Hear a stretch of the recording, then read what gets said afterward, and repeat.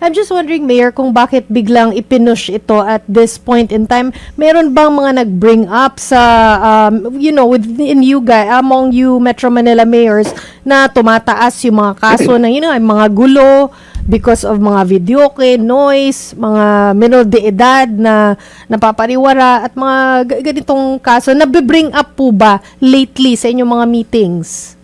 Well, so far lately hindi naman na lumabas, no. Sa Metro Manila Council, yung MMDA na governing body, hindi naman namin napag-usapan recently. In the Regional Peace and Order Council, hindi rin, no. Kasi nagkaroon kaming meeting about 2 weeks ago. I'm the chair of the Regional Peace and Order Council. Hindi nag-crop up yung major concern na ganyan, na kumbaga biglang masyadong rampant across LGUs. But it's a problem faced daily by LGUs. But hindi pa siya na-escalate na maging usapin NCR-wide.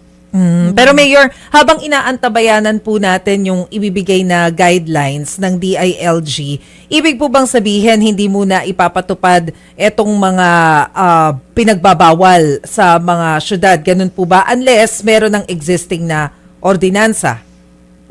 Yes, kung may existing na ordinansa, pwede naman na yan ipa-implement ng mga LGUs. Kaya nga kanina, ang directive ko dun sa team namin, i-gather nila yung mga ordinance namin na related para ma-map out namin at saka magkaroon na, kasi parang lalabas ito, it's a campaign, no? A peace and order campaign.